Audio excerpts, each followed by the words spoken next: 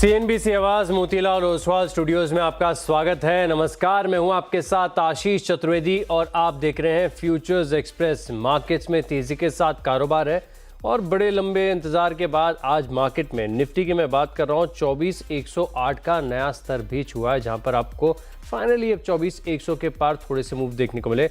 हालांकि touch and go जैसा हो गया, 24,100 टच किया, 8 अंकों की और तेजी देखने को मिली और अब तकरीबन आप देखें तो 24,060 का स्तर है। लेकिन तेजी जरूर नजर आएगी। 70 अंकों की बढ़त के साथ अब निफ्टी में कामकाज यहां पर आपको देखने को मिल रहा है। और बैंक निफ्टी की बात करें तो कंपैरेटिव रेजिलियंस, थोड़ी सी स्ट्रेंथ यहां पर भी है। हालांकि सिर्फ 240 अंकों की बढ़त के साथ है, हाई से थोड़ा सा नीचे है, लेकिन उतार चढ़ाव तो देखिए मार्केट का कैरेक्टर है, ऊपर नीचे तो होता ही है। स्मॉल कैप और मिड कैप भी देखें तो आज के सत्र में ठीक ठाक कारोबार कर रहे हैं। लेकिन इस शो की खास बात यह है कि मार्केट से रिलेटेड डेटा, खासतौर पर एफएनओ, इसके ऊपर हम बड़ा फोकस करते हैं। तो एक बार के लिए मैं आपको दिखा देता हूं कि मार्केट की ब्रेथ आपको क्या बता रही है। तो एफएनओ का जो हीट मैप है आपकी स्क्रीन पर आएगा। इससे हम समझ सकते हैं कि बाजार में ज़्यादातर मूड जो है आपको बुलिश साइड पर है। नए लॉन्ग के सौदे बन रहे हैं 82 स्टॉक्स में, शॉर्ट कवरिंग हो रही है 49 में, शॉर्ट नए जो बन रहे हैं यानी नए मंदी के सौदे 52 शेयरों में देखने को मिल रहे हैं और लॉन्ग अनवाइंडिंग हो रही है 31 शेयरों में। यानी मोर और लेस आप देखें तो तेजी की तरफ का इशारा है। ज़्यादातर वायदा बाजार के स्टॉक्स में तेजी, और इसी को थोड़ा सा और इलैबोरेट करके आपको बताता हूँ, ध्यान से देखिएगा। लॉन्ग बिल्टअप हो रहा है येस बैंक, लगातार 2 दिन है इसमें तेजी। ब्लू स्टार और ये समर थीम वाले स्टॉक चल रहे हैं। पीजी इलेक्ट्रोप्लास्ट कल भी चला था, आज भी 4% ऊपर है। कैपिटल मार्केट्स में थे नोमाबाद वेल्थ, इस पर फोकस रखेगा। केईआई इंडस्ट्रीज यहाँ पर भी 4.5% की तेजी है। ट्रेंड में आज बड़ा ब्रेकआउट है, 3,000 के पार जो तेजी यहाँ पर देखने को मिली। डिक्सन टेक पर पॉजिटिव ब्रोकरेज हाउस की तरफ से जो रिपोर्ट आई है, कल भी चला था, आज सेकेंड डे का एक्शन है। क्रॉम्पटन 3% ऊपर, बीडीएल इस स्टॉक में भी तेजी है और केफिनटेक तकरीबन 3% का मूव। अब बात करते हैं वो स्टॉक्स की जहां पर शॉर्ट बिल्टअप हो रहा है। तो बीएसई है 3.5%। आज एक्सक्लूसिव तौर पर खबर हमने बताई कि शाम 5 से लेकर 6 बजे के बीच में आप एनएससी के डीआरएचपी फाइल होने की खबर एक्सपेक्ट करके चल सकते हैं। सोर्सेज के माध्यम से खबर आई है।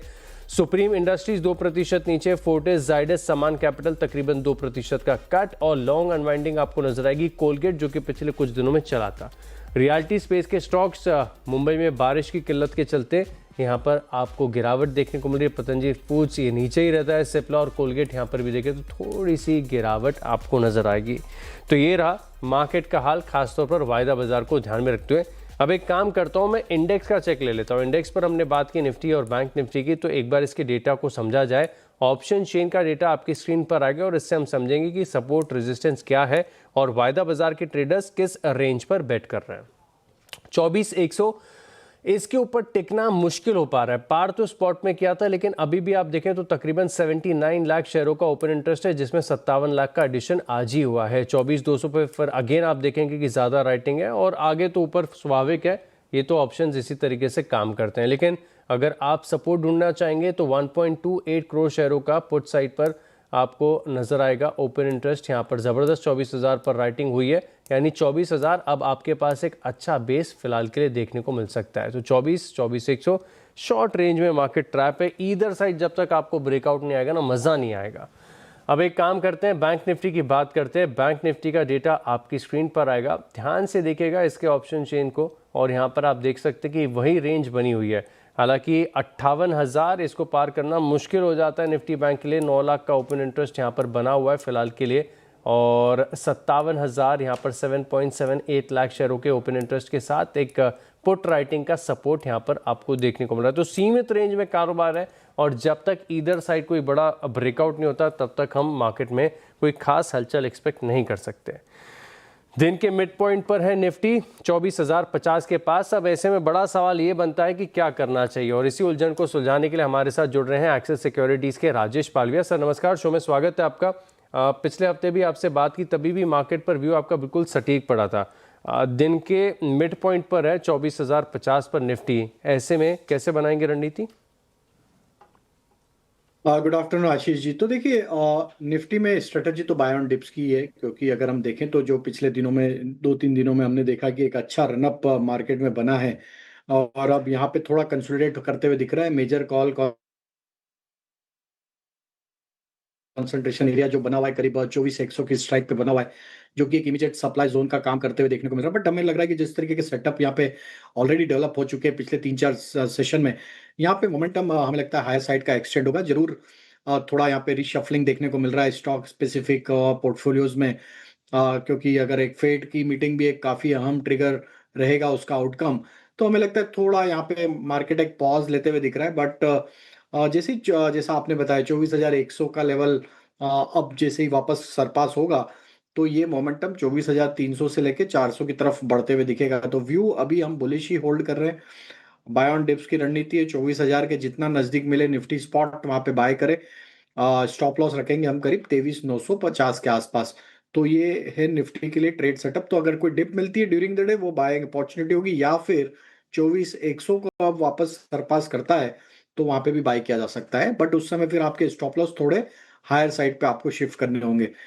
बैंक निफ्टी का सेटअप हमें काफी बुलिश लग रहा है, और हमें लगता है यहाँ पे एक अच्छी चाल बैंकिंग स्टॉक्स में बनते हुए दिख सकती है ड्यूरिंग द डे इटसेल्फ। जिस तरीके से बैंक निफ्टी ने 57,500 को अब क्रॉस किया है, यहाँ पे हमें लगता है कि ये मोमेंटम 58,200 की तरफ एक्सटेंड होगा। काफी कुछ पीएसयू बैंकिंग बास्केट में एक अच्छा मोमेंटम यहाँ पे देखने को मिला। मिड कैप प्राइवेट बैंक और लार्ज कैप बैंक्स में भी मोमेंटम बना हुआ है। तो हमें लगता है बैंकिंग एक सेक्टर है जो कि एक लीडरशिप पोजीशन में है, और जो कि निफ्टी को भी कई हद तक सपोर्ट देता हुआ दिख रहा है। तो हमें लगता है बैंक निफ्टी में लॉन्ग साइड का ही ट्रेड रखेंगे।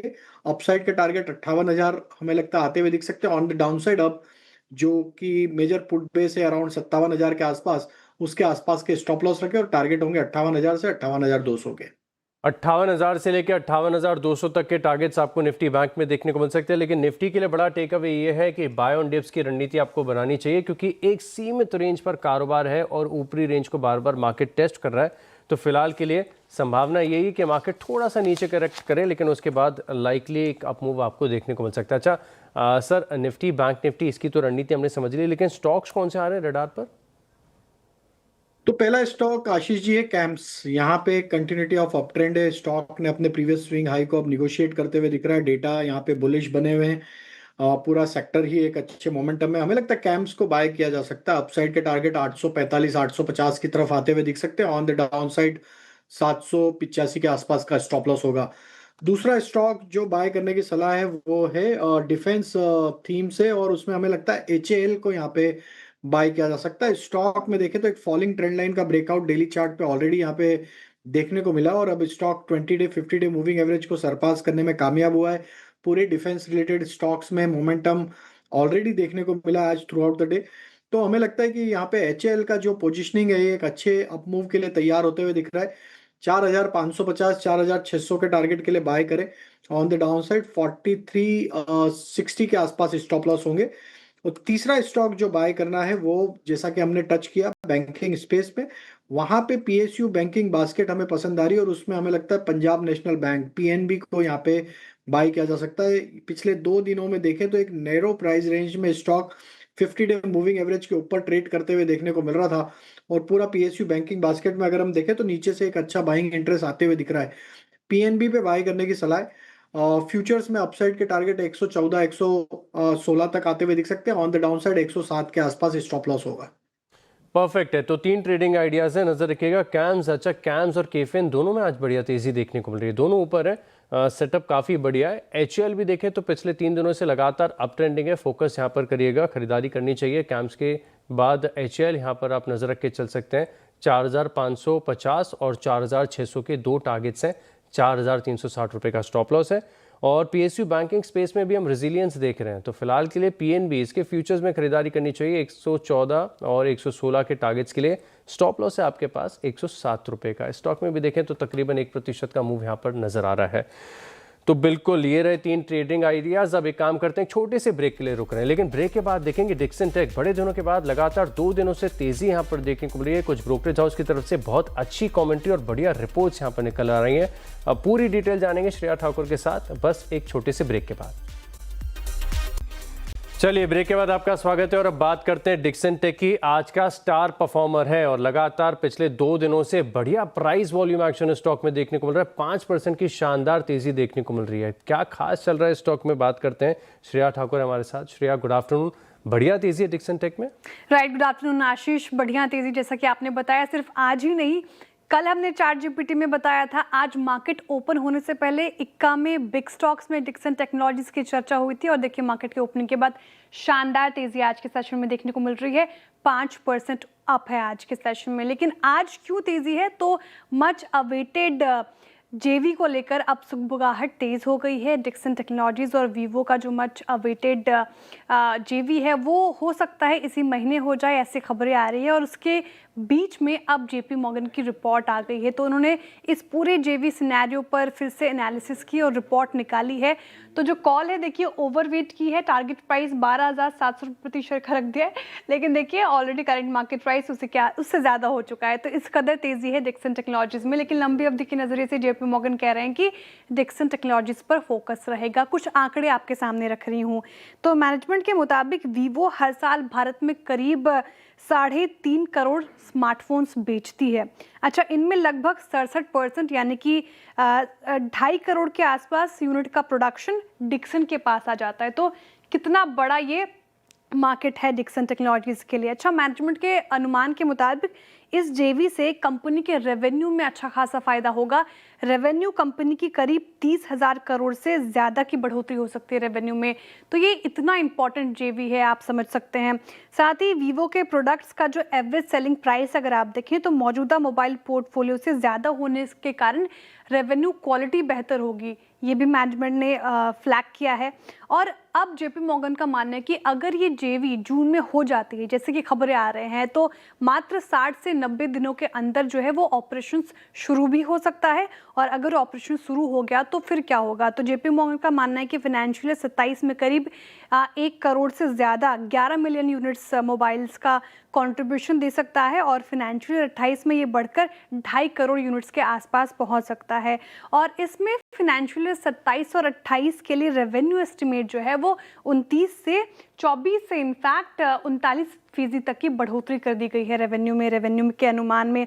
हालांकि ईपीएस थोड़ा एक्सपेक्टेशन से कम रह सकता है, करीब 13 से 18% के लिए। लेकिन क्योंकि इसकी वजह जो है, जो इस जेवी का स्ट्रक्चर है देखिए 51:49 है, तो एक प्रॉफिट का हिस्सा माइनॉरिटी स्टेक के पास भी जाएगा, इसलिए थोड़ा ईपीएस अनुमान 13 to 18% के करीब ही रहा है। लेकिन ओवरऑल देखें तो ये जेवी बड़ा हो सकता है डिक्सन के लिए और इस जून में शायद ये खबरें आ जाए। जेपी मॉर्गन उस तर्ज पे रिपोर्ट निकाल रहे हैं। लंबी अवधि के नज़रिए से डिक्सन आपके फोकस में रहना चाहिए। और इसी जेवी के अप्रूवल के चलते आप देखें जो खबरें आ रही हैं, कल से लगातार स्टॉक में बड़ा मूव है। और जब जेवी डिले होने की बात हो रही थी तब हमने देखा कि स्टॉक में एक तरफा बड़ी गिरावट भी यहाँ पर देखने को मिली। शुक्रिया श्रेया हमारे साथ जुड़ने के लिए और ये पूरी रिपोर्ट हमारे साथ शेयर करने के लिए। राजेश जी, चार्ट देखकर बताइए, आज तो बढ़िया 5% की तेजी स्टॉक में देखने को मिली है, लेकिन क्या नई खरीदारी स्टॉक में की जा सकती है? आई थिंक आशीष जी, यहाँ पे स्ट्रक्चर काफी इंप्रूव हो चुके हैं स्टॉक में। एक बड़े करेक्शन के बाद अगर हम देखें तो ऑलमोस्ट स्टॉक 18,000 19,000 के लेवल से करेक्ट होकर 10,000 के लेवल तक आया था और वहां से ये जो रिकवरी अब बनी है, बेस बिल्डिंग तो यहाँ पे होते हुए दिखा। और हमें लगता है कि अब जो ब्रेकआउट यहाँ पे बना है वीकली चार्ट पे, वो बना है करीब 12,000 के आसपास। और हमें लगता है जिस तरीके के फॉर्मेशन है तो एटलीस्ट यहाँ से हम एक्सपेक्ट कर रहे हैं कि 13,500 से लेके 14,000 की तरफ ये मूव बनते हुए दिख सकता है। पॉजिटिव न्यूज़ फ्लो अगर इसमें ट्रिगर होता है तो ये स्टॉक के लिए एक अच्छा यहाँ पे अप मूव जनरेट कर सकता है। तो यहाँ पे बाय एंड एक्यूमुलेट की ही स्ट्रेटेजी रखें। ऑन द डाउन साइड जब तक अब ये स्टॉक 12,300 के ऊपर बना हुआ है, हमें लगता है छोटी मोटी गिरावट में ऐड करें। 13,500 से लेकर 14,000 तक की अपसाइड हमें लगता है गोइंग फॉरवर्ड यहाँ पे पोजिशनल पर्सपेक्टिव से आते हुए दिख सकती है। 14,000 तक की अपसाइड यहाँ पर देखने को मिल सकती है पोजिशनल तौर पर, तो स्टॉक पर रखेगा खास फोकस। चलिए इसी नोट पर रुकते हैं एक छोटे से ब्रेक के लिए और ब्रेक के बाद देखेंगे सस्ता ऑप्शन।